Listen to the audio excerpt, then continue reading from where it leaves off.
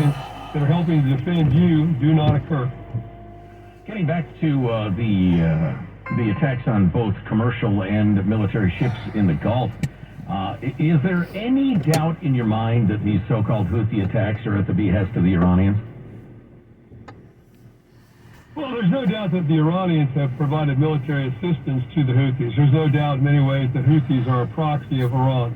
And that being said, are they there actually orchestrating this particular individual attack? And that I would have some doubt. My guess is the Iranians are clearly aware of what's going on. They certainly may have encouraged it. They may not be involved in the specific planning of a particular individual attack.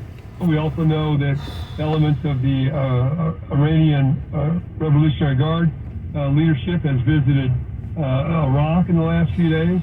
And I always wonder when we talk about Iran, is Iran doing this, Iran doing that? This is a bifurcated leadership in that you have the army and the government of Iran, that's one thing. Then you have the Revolutionary Guards, the Quds Force, doing something else. And several times we've seen over the last several years, the right hand and the left hand may not know what the other one's doing. Right, fair enough. I'm not the expert on asymmetrical warfare that you are, but I find myself searching for a reason the Houthis, given, what they are and what they're fighting for, would think, hey, I know what we ought to do. Let's provoke the United States. I can't imagine they would do that on their own.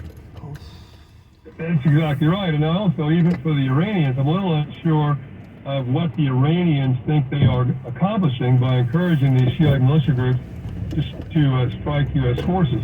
Do they assume that by doing so, eventually we're just going to immediately evacuate and leave the region with a tail between our legs? That's not going to happen. So in doing what they're doing right now, they really risk really dramatic escalation, and that's why across the entire region, we need to be concerned about that. As this fighting has resumed, yes, we've seen the attacks by the Houthis. Yes, we've seen the attacks by forces in Iraq and Syria. We've also seen a rapid increase in violence on the West Bank. About 250 Palestinians have been killed on the West Bank since this war began in conflict with the Israeli Defense Forces and settlers. And oh, by the way, Hezbollah in southern Lebanon has recommenced rocket and artillery strikes into northern Israel. So the possibility that this war could rapidly escalate and become a more regional war still is out there, and the longer this goes on, that probability, I fear, raises. Well, I've followed some of these attacks. I mean, Wall Street Journal had a good article about one of them where I guess it was a drone and a bomb that lodged in the ceiling of one of our barracks and it didn't go off. Right. Well, if it had, yeah, exactly, we'd be at war with Iran, wouldn't we? Pretty likely, if you had a significant number of U.S. casualties, there's no two ways about it.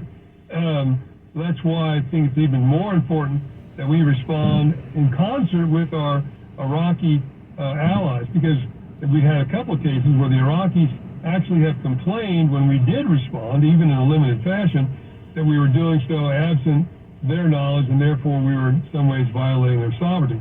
Well, I kind of get that, but on the other hand, the Iraqi government has a full responsibility to protect our forces since they are in their country, as I said before, hoping to defend that sovereignty.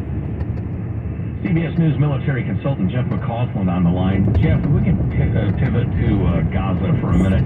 I see virtually every single headline on the fighting includes, for instance, the New York Times, Israeli forces enter southern Gaza's largest city as fear grows for civilians. I mean, every headline includes the concern about civilian deaths, and certainly only a monster would like civilian deaths, but to what extent does Israel have options given the shape of the battlefield and the nature of the enemy if you accept that their goal is righteous and that's to wipe out Hamas? Well, I think they have some options. I mean, Tom Friedman, I thought in an article in the Times a few days ago, said maybe what Israel ought to do is just, for the moment, declare a ceasefire. We will declare a ceasefire. When you release all the hostages, number one, and you announce that you're going to surrender